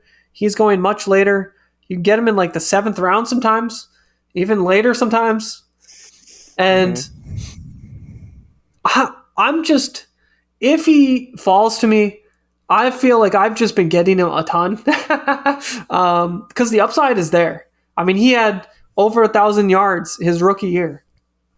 And now there has been some Desmond Ridder hype. I'm not fully buying it. I don't think they'll be great passing it, and I mean, they have Drake London, but I just think Kyle Pitts has the potential, and especially as a tight end, I'm just hoping, And if I didn't get Andrews or Kelsey because they didn't fall to me or I wasn't able to draft them, I'm taking a swing for the fences. Kyle Pitts is there. I think there's other tight ends too. Like, I don't know if you've seen Darren Waller has risen so much up the draft boards. He's going in like the freaking 4th round. Kyle Pitts is going 2 to 3 rounds later than Darren Waller. Like, that's crazy to me. So they're essentially like the same player, right? They had like the same build, the same like style of. They're similar, I think. Yeah, I mean, I think Darren Waller's possibly a little safer because the hype, but Kyle Pitts, I just think he's solid. He's always there. He's gonna get it done. So that's my second tight end pick. I think he's riskier for sure, but I think he's okay. And I guess your third tight end pick is probably TJ Hawkinson. Am I correct? Incorrect. You shamed me, so I switched it. Who is your? You opened up a new perspective that I might not have thought about. Oh, okay. Which is, if you don't get one of those like tier 1, top tier 2 elite guys, yeah, who is the next guy that you would be comfortable having on your team where you're like, I could plug him in and get 10 plus points every week, and he's on a solid team. Yeah, that's on the uptick. Ooh. So I went with a little sneaky. I like Jacksonville, man. Give me some Evan Ingram. I like it. If I couldn't get one of those core 4 guys, one of those top guys that everybody wants, because he's on Jacksonville, like, I'm not going to take like Tyler Higbee because I don't like the Rams. I don't necessarily like Cole Kmet. Yeah, give me Evan Ingram. I mean, I feel like Evan Ingram is like a safe pick. You're not going to ever drop like a 0. I mean, you can get him in like the 7th round too. So I think I like it. He's a good pick. That could be exciting. Yeah, especially if somehow you can't get the top guys. I definitely like it. Awesome. Well, my last tight end pick is definitely a sleeper, and it's on an offense that we talked about earlier, and an offense that I think is going to break out, and that is Pat Freiermuth on the Pittsburgh Steelers. You love yourself some Steelers, man. I do. I love Steelers, and he's been really good as a tight end, like a solid tight end option. I drafted him last year. In like the last round as like a throwaway. I think he saw my lineup a couple times when Kelsey was on bye week. Yeah, and I don't like drafting rookie tight ends, but last year he was solid even as a rookie, and now you have him actually possibly breaking out with Kenny Pickett. I mean, I think he's a solid sleeper, and I'm not expecting him to be like a top tight end, but if you really punt the tight end position and you need a tight end in the 9th round, you can get him in the 9th round. So I like it. There have been times when I'm like stacking all the running backs and wide receivers I can imagine, and then it's like the 15th round, and I'm like, oh crap, I never got a tight end. And then you just get stuck with like some nobody who gets like 3 points a week, and it's like so depressing. Yeah, and I think you got to look for those guys that you think have the upside, because maybe he'll not do great, maybe he'll get like 6 points a week, but I mean, hey, he could start getting like 10 points a game. So I'm down. So he's better suited as like a tight end too, somebody you stash on the bench in like a bye week situation or in case of injuries.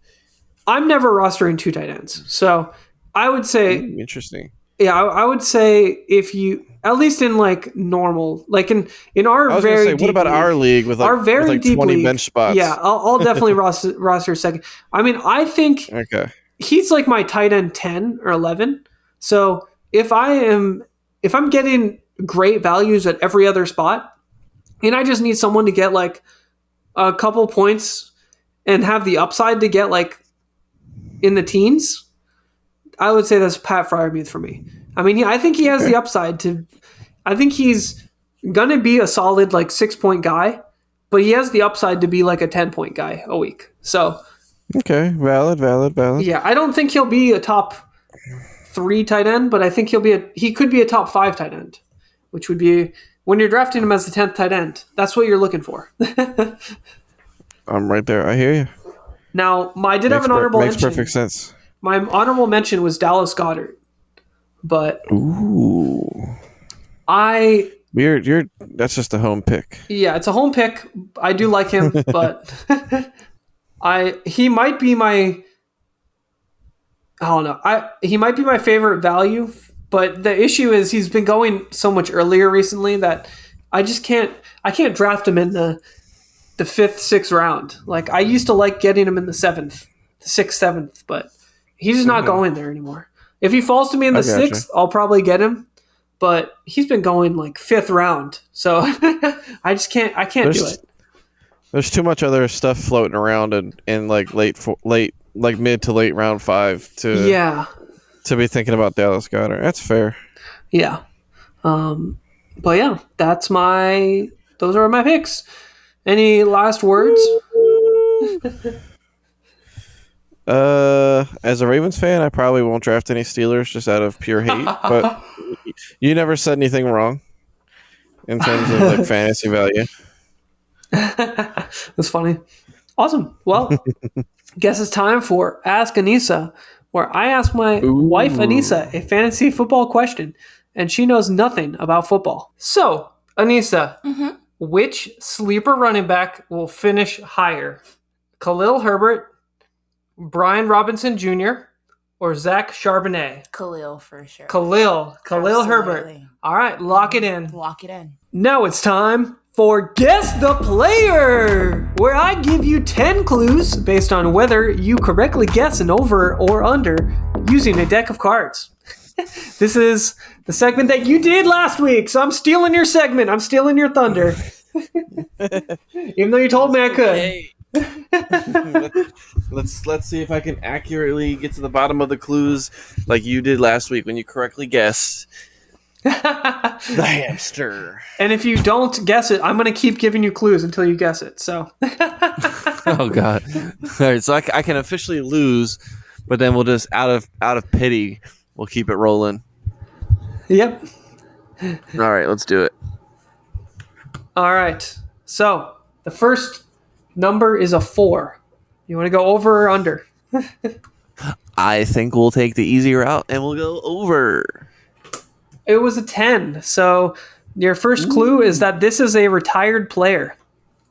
Okay, retired player. All right. It offers me a lot of information. Do you want to go over or under 10? Got to go with the math here, man. I got to go under. You got a 2. So your second clue is they were a running back, a retired running back. It's the same person. Same person. All right. Well, all right. Do you want to go over or under a 2? I think we're gonna go over. It is an 8. So your third clue Ooh, I hate is they played for 5 different teams. 5 different teams. A running back that played for 5 different teams. Yes. Okay, we're narrowing it down a little bit. A retired running back that played. All right, and 8 is the worst. I hate. Yes, 8 is the worst. Aces are high 7, 8, too. 9. By the way, I'm going to say aces are high. We're doing it. So aces are high. So that gives me a 6 numbers below 6 numbers above, 8's dead middle. Let's go over. Over? All right. And it is a 10. So your next clue is they are known for playing in the AFC North. So you have to Okay, that narrows it down quite a bit. 4 teams, 4 retired running backs, but they're known for playing in the AFC North. So, all right. Okay. So Let's go lower. Lower than 10. It is a 3. Wow, you're getting some good luck. This is nice. They went to the University of Arkansas for college. The Arkansas Razorbacks. The Arkansas Razorbacks. All right. So yeah, Let's go over 3. Over A 3. retired running back. It was a 2. 5 teams. You're trolling me. It was a 2. But now you have a right. guaranteed one. So now I guess you can go over. So All right, let's go over. Shoot. well, that kind of screws you. Oh, a queen. Okay, that's good. So far you have that was your 6th clue. So or 6-1. So you got I got this is one your 5th wrong. clue. You got 1 wrong. So your 5th. Wait, 1, 2, 3, 4, 5. Wait, I think I did. The last one you gave me was AFC North. No, that was your 7th one. So now your 6th clue is that they played from 2008 to 2014. That's it? Yep, that is your 6th clue. I think I have the answer. I don't know if you do. All right, I think I have the answer. All right. He didn't play that long. He So- played. Okay. Do you want to go Going under over the under queen. queen? I think I have the answer. Under the Queen. Under the queen? All right, Yeah. a 5. They were on the cover of Madden. They were on the cover of a Madden game? And you can't tell me what year. Nope. All right. I almost did, but I was like, I think that I don't think you even like it's the same clue pretty much either way. So I don't play a lot of Madden, so I don't think narrowing down the year would have necesserly yeah, I don't think it would have given me helped. the. And I'm not googling anything here for any. So you've- for any I'm playing it straight. I think I have an answer, but that didn't help me. And the player I was thinking, I don't think he ever would have made Oh, the. okay. All right, let's go over. Over a 5. All right, your last. Yeah, two it's gonna be a cards. 4. It actually is a 4. What the? How did you do that? I don't know. As soon as I said over, I was like, I'm screwed. I know it. All right. Well, you have one more card. So do you want to go over or under? Over. This is the one you said I need to at least get to 7 to have a chance. You already have 7. So the cover of the Oh. Madden was the 7. So this is your 8th clue. You had 8 out of 10 correct. So Was it over 4? it was an over. It was a jack. So the last clue you're going to get is they're known for having only one good NFL season. All right, is- that does. They're known as a one-hit wonder. All right, that gives me clarity on my previous guess, but I just don't know if he ever made the cover. Now wait a second. I have 2 answers now. That guy, no, he didn't play for 5 teams though. All right, I'm going to give you a primary couldn't- guess. Wrong with the team. Just think about that too. You might not know he played for 5 teams. That may have been There's a no the, clue to throw you off your scent. the guy that I'm thinking of. I'm like 95% sure he did not play for 5 different teams. All right, my primary guess is Willis McGahee. You are incorrect. He was never on the cover of Madden. That's what I thought. But then my second guess is Peyton Hillis. Peyton Hillis is correct. He played for 5 He played for 5 teams. The Browns was not his When? first team. The Browns was the second team. And then When he did played play for 3 other 5 teams. teams? Yeah, he played from he never did 2008 anything. to 2014. I was juggling between those two, and I couldn't decide. All right. So I didn't know if Willis McGahee was on the cover, and I didn't think Peyton Hillis played for 5 teams, so it was literally a shot in the dark. Do you All right. want me to say the teams? What were the last? So Peyton Hillis Go played ahead. for Denver in 2008 and 2009, Okay. Cleveland in 2010 and 2011. Then he played for Kansas City in 2012, and then New York Giants in 2013. But did he? And then That's only 4 teams. Played for Tampa Bay Buccaneers But did he actually play? He signed with the Tampa Bay Buccaneers and then was released without appearing in a game. So I guess he did not play. I have an incorrect thing. That is my fault. My incorrect. I may have botched this. What were the final 2 clues? The final 2 clues.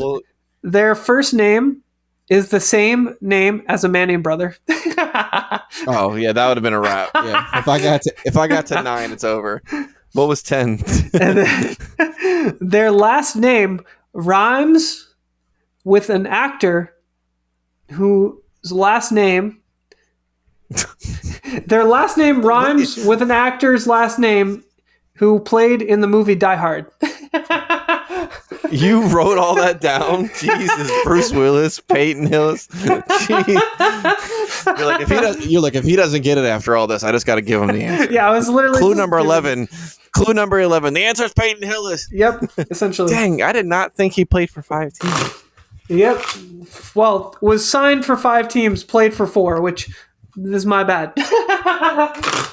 That's fine. He was on 5 different teams, which I did not know either. That's why I said it, because I thought it was like what? I was like, damn, 5 teams. He was on 5 teams. I knew he played for Tampa Bay at the end. Like that was like the last straw. Obviously, knew he played for Cleveland. No, that wasn't that was his first team. He went to the Giants after Tampa Bay. What? Jesus, yeah. I had this history. Well, that was what was that 9 years ago? Forgive us. Jeez Louise. But yeah, he only had 1 good season, so that so I was thinking it was Willis McGahee, because I'm pretty sure he played for 5 teams at some point as well. Yeah. He at the end of his career he was on a new team and he played for the Ravens. I'm gonna look it up. I'm gonna look up how many teams Willis McGahee was on, because it's really funny that it kind of could be him too, except he wasn't on the cover of Madden. It'd be funny. He also didn't go to Arkansas, but oh well, yeah, that part too. I don't know colleges. I told you. I literally texted you. And I said, I said, if you tell me he went to blank college, I'm gonna have 0 clue. It's not gonna help me at all. Might as well just be a blank space. Willis McGahee was only on 4 teams, but he played a lot longer. He played from 2003 to 2013. He played for 11 years. Jeez. I had the right ending. Year. Yeah. Fair. Wait, Willis McGahee had 4,000-yard years? What the heck? Almost 5. So I guess that didn't really apply, but yeah, that didn't apply. That didn't apply either. I just really didn't think Peyton Hillis was on 5 teams. I am impressed though that you got him to. He was your second guess though. I'm impressed about that. Nailed it. Well, the only had 1 good year. Madden cover was the giveaway. Yeah, Madden cover was the giveaway because he was on the cover in 2011, I think, or 2012. No, it was Madden 2012, but it was his 2011 season. So yeah, they always do it the next year. They vote like after the season. Well, I guess it would be his 2010 season. I don't. The way they do Madden covers is weird. I have fun with that. That's something that we can keep going if you're interested. Yeah, I like the segment. We can definitely alternate that. But I guess that's kind of it for now. Do you have any? Unless you have a surprise segment for me. Do you have a surprise segment for me? Let's play. Read my mind. Whoa! where I give you a player, team, or scenario. Okay. With an over/under line. And you have to predict where you think I fall on the line. Do I go over? Do I go under? Not what you think. What you think I think. Okay. stealing your thunder here. Little role reversal, switcheroo. The switcheroo. All right, the first one we're gonna do is gonna revolve around Lamar Jackson. Healthy, new OC, brand new contract. Once upon a time, he led the league in passing touchdowns with 36, the lowest ever recorded leader in that category. So I'm going to hit you with this. Over, under 31.5 passing touchdowns for Lamar Jackson. Do you think he will have more or less? Do you think I think? Do you think I think? See... If I was actually betting on this, I would bet the under because I always go unders usually. But I think you said over. I do not have as much faith as you, sir. Oh, okay. I think he will not just go over. I have more faith. I said it wrong. I meant, You botched it.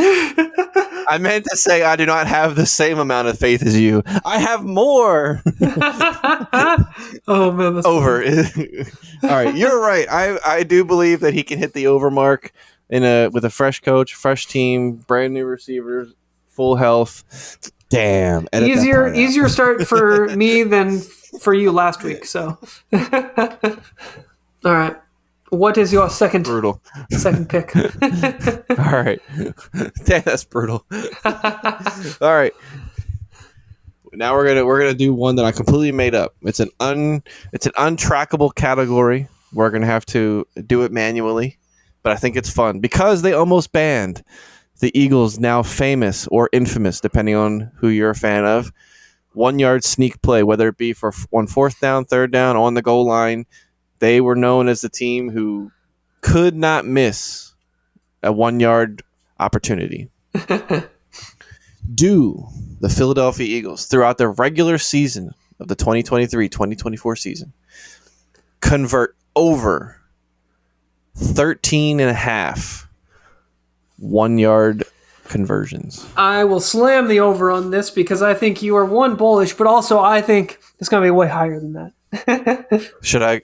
What if I said 16.5? I would still say over. What if I said 19.5? I would still say over. Really? Yeah. How high can I go here? I mean, I would say it's over 29.5. You want to go over 29.5? Yeah. But that's not the contest. The contest is what you think, and you definitely think over 13.5. Yeah, I might have underestimated how often it comes up. Okay. Yeah, because I guess think I can't change it. we win. don't see a lot of their 4th and 1s, but they probably do these like 3 times a game. Like, yeah, maybe that's. Yeah, you're right. I might have gone too low. I was thinking about going 19.5, and I was like, that just feels too high. That's over 1 per game. How often does it really happen? hey, I like some easy ones. I gave you some easy ones last week, so Yeah, you've given me easy ones last season too. I remember quite a few slam dunkers. Damn, I went too low. All right. Yeah, but you're right. I would nail the over. I wonder if there were ever actual like serious talks with rules committees to ban that play. It just seems unfair that just because one team thought of it and one team mastered it, everyone else can just literally copy it. yeah. You literally can see exactly how it's done and just repeat it. That doesn't feel like, well, they tried, they just can't do it that well, so we're just gonna ban it. That would seem unfair. Yeah. Not within the spirit of the game, in my opinion. I'm glad they didn't do it. I'm glad they didn't either. Right. It would just be like saying, oh, you can't complete a pass if the ball travels over 50 yards in the air just because somebody has a player that's way faster than everyone else. Like, Yeah. you know. It reminds me of that figure skating. When I don't even know what year it was, but there was this like black figure skater, and she was the first person to do a backflip on figure skates, and they banned it. What? They banned it like the next just year. because no one else could do it. Yeah. Because it was too dangerous, probably. Yeah. I mean, I think that's what they said. I don't know, but I feel like figure skating is dangerous in general. So I don't know, but I feel like what would have happened is like too many other people got hurt trying to recreate maybe it. yeah. So out of like to stop people from trying to recreate it, they just ban it. But that's not fair. If one person can do it and it's super impressive, Yeah. let it rock, man. Let it, you know. Yeah. Let I her mean, do her thing. Like, I guess it's not the same as like a QB sneak, which doesn't really have the same injury risk, I guess, probably, but I don't know. Who knows? but it falls in the same category of like one person or group being able to do something, and just Yeah. because no one else can do it, they were just like, you know what? If they can't do it, neither can you. Like, that's just Yeah. whack. Yeah. So I like it. I like your 2 easy picks for me so far. Yeah, What is your? yeah. Do you have how many do you have of these? Oh, I only did the 3. Oh, okay, awesome. What's your third one then? Oh, that's right. That was only 2. Because that was supposed to be my third one, so I was sitting here thinking that we had done. Oh, the last one. The last one is fun. All right. Okay. Will there, within the next 3 seasons, be a division in the NFL in which all 4 teams make the playoffs?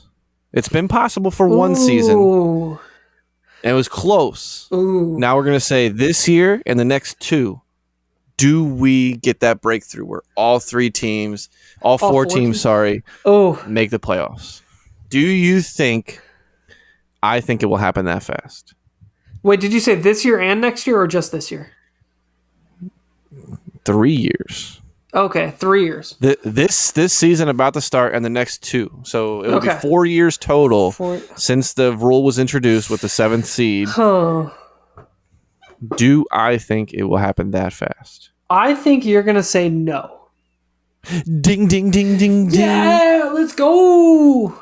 I think it will be I think it will be very exciting when it does happen, and I really, really hope it does happen, because I think that would just be like the coolest thing ever. Yeah. But there's only a couple divisions where it's even currently like in the realm of possible. Like maybe, all right, AFC North has like a quiet argument, but obviously I think AFC North has East, the best argument. What? Really? Yeah, because I think all the teams are good enough. I do agree the NFC East is probably the closest because the NFC is easier, but what about the AFC East? Bills, Jets. I don't think I don't think the Patriots. Patriots kind of dropped the ball on that. I mean, I think the Dolphins. Like, I think there's a chance the Dolphins. I think the AFC is harder. Like, the AFC North is harder because, like, you have the Jets and the Bills, and you have to get all 3 spots. So it's like the Jets have to suck, or the Bills have to suck. So it's going to be harder. But I think the NFC East. I think you're right, though. I think the NFC East is probably the best, but the best chance. I think out of those 3, I would go NFC East, AFC North, AFC East, and then I don't think there's even another division. Every other division, I feel like, has that one team that's just like way, way out of the conversation. Yeah. It's like not even in like that realm of possibility. Yeah. Yeah, like the Cardinals are so bad. Is there like no chance? Yeah, like the Texans are bad, the Panthers are bad, the Cardinals are bad. Yeah. I guess AFC South, Jaguars. I mean the Colts. We're not Texans really are going terrible. on there. Oh, I just listed the Texans. Duh. Yeah, and then you have 4 bad teams in the NFC South. So, I mean, they are all bad, but we did agree that the Saints are going to be the lesser of the evils.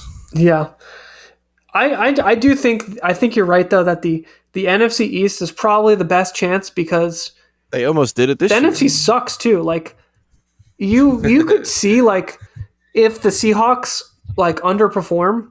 Or if the Niners underperform, like if one of those teams underperforms, like you technically could have 3. It's just so hard, you know. Like if you really have a division that's that good, to get all 4 teams into the playoffs, they have to win like every game that's not division. Because correct, you're gonna lose at least 3 games. Like if they split this division evenly, like 3-3 throughout the entire division, they have to win everything else. Yeah, so it's like it's really hard. So yeah, I think up until like week 14 last year, all 4 NFC East teams were in the playoff hunt. But then the division games, off, the Giants, then they all. Yeah, you're right. I think it's near impossible. Just like you said, given how perfect every single thing would have to play out. Like I don't even think it could be like one team runs away with it and then the other. It would have to be like all the teams have to do like very well. Like everyone would have to be like 11-6 or 10-7. Like everyone is in that same range, which is near impossible to do. Yeah. So I don't think it'll happen that fast. Yeah.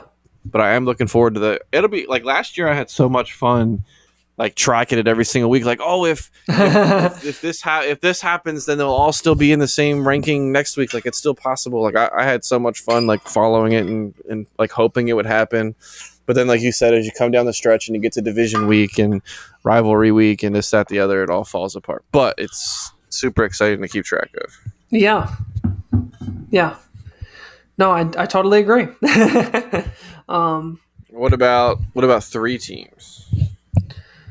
3 teams, I think that will happen. Well, definitely in the next 3 years, because it happened last year, right? With the the NFC East had 3 teams. So The Giants made the playoffs. yeah, remember they beat the Vikings in the playoffs. Oh yeah, They had 3 teams in the second round. the Giants always Disappoint. Yeah, Like Justin Jefferson and the Vikings are like, oh, this is finally our chance. We finally won all the close games. We made the playoffs, and then you lose to the Giants. Oh, I do remember that quite. yeah. fondly. We're 3. The NFC, like the last 4 teams, 3 of them were NFC East. So I definitely think it's possible. For 3, I think it's likely that it happens. But What do you think happens first in all division AFC/NFC championship? Right, that would happen before. oh, and a championship. Like NFC championship. Like the Eagles and the Cowboys both make the playoffs. Yeah, and they're the perfect seeds to avoid each other up until the championship game. I mean, I don't think that's going to happen in the NFC because I don't think the Cowboys can win a playoff game though, and it matters. But I think it could happen in the AFC, like if the Jets and the Bills or something, you know. The only way it can happen is if like the fourth seed division winner, and then like a wild card. Yeah. I don't know if it ever can be Possible because Well, it almost happened last year. If the Cowboys did win, it would have happened. the seedings, because they reseed in the NFL, it would have to Yeah. like have to be perfectly 2 align upsets. that There'd have to be Right, 2 it has to- upsets. yeah. Yeah. it would have to perfectly align so that they don't match up against each other. Which, yeah, I mean that happened last year, so it could have happened last year because the Giants upset the Vikings, but I mean, yeah, I think you make a good point that it's unlikely unless there's 2 upsets. So, but I still think it's possible. I mean, actually, it could happen though, because like, what if the division leader is not the number 1 seed in the conference? Like if the Eagles were a that's what I number mean. 2 seed, then the Cowboys would have been, and even if the Giants did, so I think it could happen. I think that will happen first before all 4 teams. But yeah, I don't know. All right. I think we have had a long enough podcast. It is a 2-hour episode. Oh, I thought we were done already. I thought you didn't do your bold. I figured we were just chit chatting and like none of this would make the cut because I was going to ask one more question. Yeah, what's your last question? If there was an all NFC East NFC championship game, but the Eagles were not in it, Yeah. would you watch? I mean, I would have to watch the Cowboys lose. Why? Oh, well, you wouldn't just like check the score after? Nope. I'd have to watch. It is football too, so I have to watch. Fair. But yeah, I guess Get into your strong opinion of the day. yeah, I can get into it. Get into my strong opinion today, and that is that roster construction is more important than who you draft. Thank you for listening to the NFL Saturday podcast. Follow us on Apple Podcasts, YouTube, and TikTok at NFL Saturday.